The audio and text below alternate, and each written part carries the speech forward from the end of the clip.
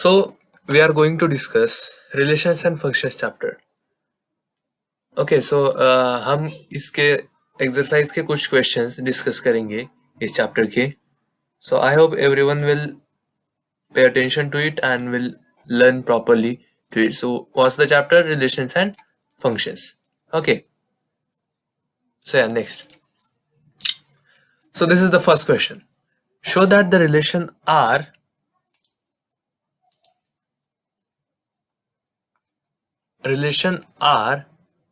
in the set R. There is a set R. R set है, R एक संचय है और उसमें हमें R का संबंध लगाना है. ये R सेट किसका है? रियल नंबर्स का सेट है. सो हमें इसका संबंध लगाना है. सो we have to find that it is neither reflexive nor symmetric nor transitive. तो हमें वो प्रूव करना है कि ये जो सेट है, this R set with a relation दिया हुआ है, R is equal to curly bracket A comma B dot dot A is less than और equal to B square curly bracket close. So हमें प्रूव करना है कि ये जो सेट ऑफ रियल नंबर्स है, R is a set of real numbers, you all know.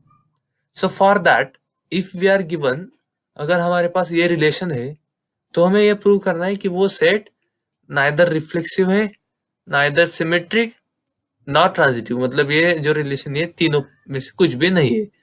सो हम solution में डिस्कस करेंगे. देखिए, we have R is equal to curly bracket A comma B dot dot A is less than or equal to B square curly bracket close, where A comma B belongs to R. इसका मतलब क्या है कि A comma B जो है वो R जो set है टोटल रियल नंबर्स का, उसमें से है कुछ. तो अभी हमें देखना है कि R का हमें रिलेशन दिया है कि we have to find such numbers such A जो कि B स्क्वायर से कम हो या इक्वल हो. तो अभी हम अगर कुछ भी वैल्यू ले, अगर हम 1/3 अगर लेंगे, सो 1/3 इज लेस देन और इक्वल टू 1/3 ब्रैकेट स्क्वायर. अगर हमें अगर रिफ्लेक्सिव चाहिए होगा तो रिफ्लेक्सिव के लिए कंडीशन क्या होती है? रिफ्लेक्सिव के लिए कि R1 should be equal to R2. Okay, या A इक्वल टू B. ये अगर हम पुट करते हैं तो हमें समझ में आता है कि वो रिफ्लेक्सिव है या नहीं. सो यहाँ पर वही किया गया है, A equal to B put किया गया है, but it is not reflexive. क्यों रिफ्लेक्सिव नहीं है? क्योंकि 1/3 लेस देन और इक्वल टू 1/3 ब्रैकेट स्क्वायर ये बराबर नहीं है. बराबर या 1/3 इज लेस देन इज नहीं है, ट्रू नहीं है. तो इस वजह से ये R इज नॉट रिफ्लेक्सिव. समझे? मतलब रिफ्लेक्सिव के लिए कंडीशन क्या है कि ये जो आपके पास स्टेटमेंट होता है, अभी यहाँ पर स्टेटमेंट है A लेस देन और इक्वल टू B स्क्वायर, तो इसमें आपको A और B की सेम वैल्यू लेनी है. मतलब A इक्वल टू B लेना है, इसलिए इसे रिफ्लेक्सिव कहते हैं. रिफ्लेक्सिव मतलब सेम, मतलब जो शीशे में दिखता है वही. तो इसलिए हमें यहाँ पर पता चलता है कि this relation R is not reflexive. अभी आगे जाते हैं हम, तो यहाँ पर पता चलेगा. देखिए, -2, 3 अगर लेंगे हम A और B की वैल्यू, तो -2, 3 belongs to R. That is correct. So condition तो हो गई है. और -2 इज लेस देन 3 स्क्वायर, मतलब -2 इज लेस देन 3 स्क्वायर और not? Yes, but 3 square is not less than -2.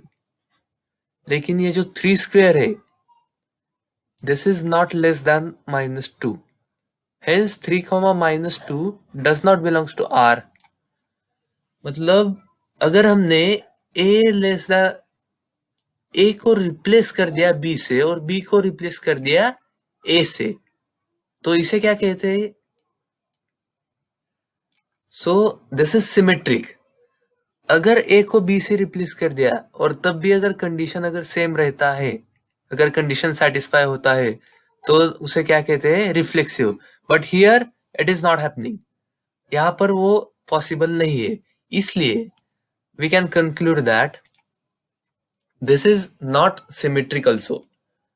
Now last की तरफ देखते हैं, वेदर इट इज ट्रांजिटिव और not, we have to check that. तो अभी हमने दो नंबर्स लिए, मतलब दो सेट लिए, 5, -6 और -6, 2, ये दो चीजें लिए. तो as 5 is less than -6 bracket square and -6 is less than 2 square, ये दोनों स्टेटमेंट ट्रू है, मतलब कंडीशन हमने ये सेटिस्फाई करता है. अभी फॉर ट्रांजिटिव क्या होना चाहिए, A relation with B relation with C अगर हो तो उसका रिजल्ट क्या होना चाहिए, A should be related with C, तो ये ट्रांजिटिव होता है. Is it? तो यहां पर हमें देखना है कि whether 5 is less than 2 square, मतलब यहाँ पर ए क्या है, ये है ए और ये है C. So whether 5 is less than 2 square, what is 2 square, this is 2 square. तो 2 square से कम है क्या 5? Absolutely not, 5 is greater than 4. तो इस वजह से ये भी सेटिस्फाई नहीं हो रहा है और therefore R is not transitive. तो सिर्फ आप लोगों को 3 कंडीशन याद रखनी है. क्या क्या कंडीशंस है, दैट फर्स्ट तो A इक्वल टू B रखना है, उसके बाद A को रिप्लेस करना है B से, और तीसरा क्या है, अगर A related with B related with C होता है तो उसका इंप्लीकेशन क्या आना चाहिए, A is related to C. ये 3 चीजें आपको देखनी है. This is for what, this is for reflexive, this is for symmetric and this is for transitive. Okay, तो आप लोगों को अभी तीनों केसेस समझ में आ गई है. So we can solve the next questions so easily.